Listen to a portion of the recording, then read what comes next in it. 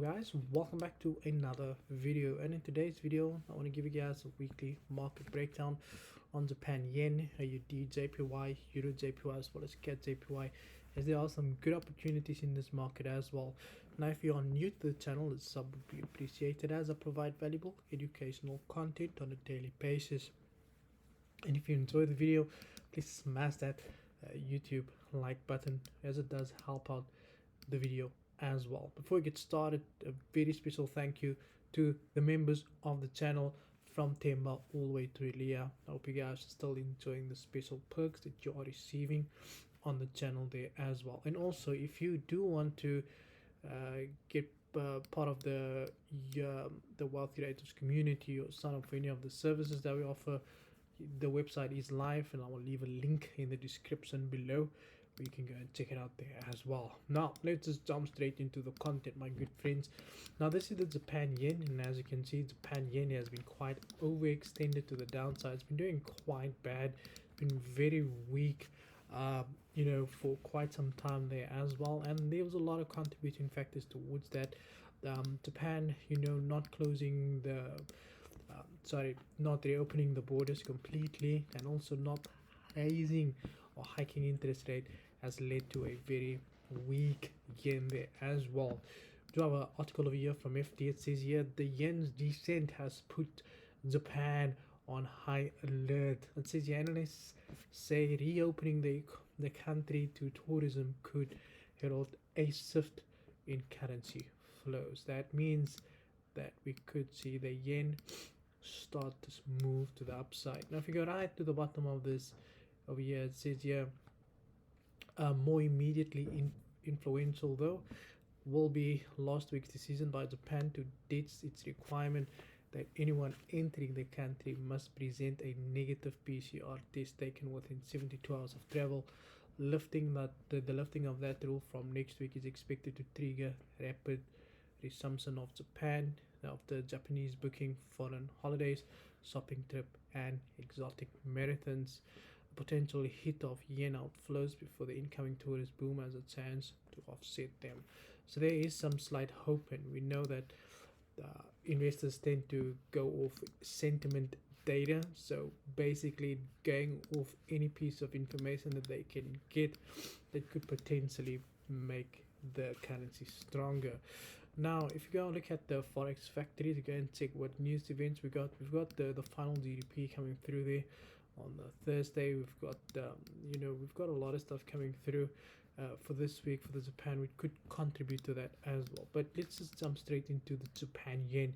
Starting here on the monthly time frame, we can see the market is currently testing the strong level of support.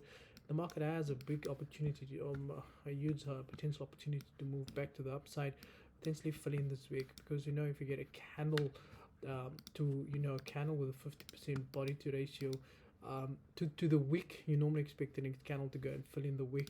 But we can also see this was the start of a consolidation phase, so again that's why we can expect this market to pull back there as well. Again, on the weekly time frame, what do we see now? On the weekly time frame, this consolidation phase is clearer, as well. It's more clear over here.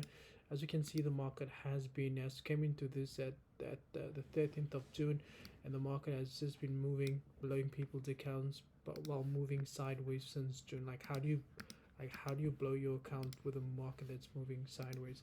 So here on the daily time frame, what do we have now? From a daily perspective, as we can see, the market is now currently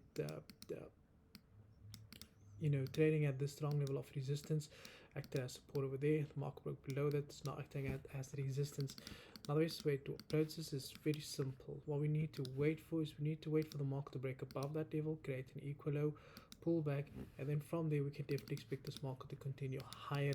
In doing so, the market would then print this inverted head and shoulders pattern, which is considered a bullish pattern from a technical perspective. Next up, we do have AUDJPY. Now because we expect the JPY to increase in value, we expect the AUDJPY to decrease in value there as well. Now on the monthly time frame, we can see this market also over here has been trading at this strong level of resistance. Now this might look like wicks, but if you go, it is wicks on monthly time frame, but if you go on lower time frame, you'll see how this has actually price action attached to it, and that's basically what I'm speaking about. Now if you go on the daily time frame, what do we have now? You could see that here on the daily time frame, the market had tested and rejected this level over here quite multiple times over here as well, and we can see that there is a potential for the market to continue lower. Now this level over here acted as a level of support, resistance. Market broke above resistance. All of that resistance is now acting as a level of support. But what we are going to do is we're going to take it as slightly a step lower, and we can expect the AUDJPY to continue lower, to go and hit this level over here.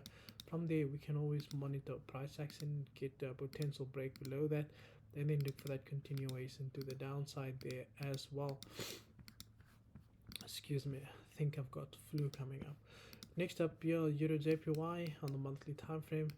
What do we have here? Now we can see that the market had also broken above this very strong level of resistance, came back to test it as support, and we can see the market never completed that next impulse there as well. Here on the weekly time frame, what do we have now? From a weekly perspective, as we can see, the market is currently testing that previous level of resistance. In doing so, the market is also printing this W formation. After a W formation, they expect to pull back to the neckline, so there's a high possibility that we can expect that the EURJPY to continue lower and test the neckline of the W formation. And here on the daily time frame, what do we have? Now we can see over here the price action is a lot more clearer. We have this massive impulse. After an impulse, you expect a correction, and then taking off Fibonacci from the low to the high of the massive impulse, we can see that we do have a 61.8 pullback that's lining up perfectly with the structural level over here as well. And that's the way we are going to approach the situation, because the market had printed this level of support over here, broke below that. All of that support is now being tested as resistance, as we expect the market to continue lower. Next up, we do have CADJPY. CADJPY has been heavily overextended to the upside. Market is currently testing strong level of super resistance. Now we can expect this pullback for the market to go again, to come and hit this level over here, which would be this previous structural level in the market there as well.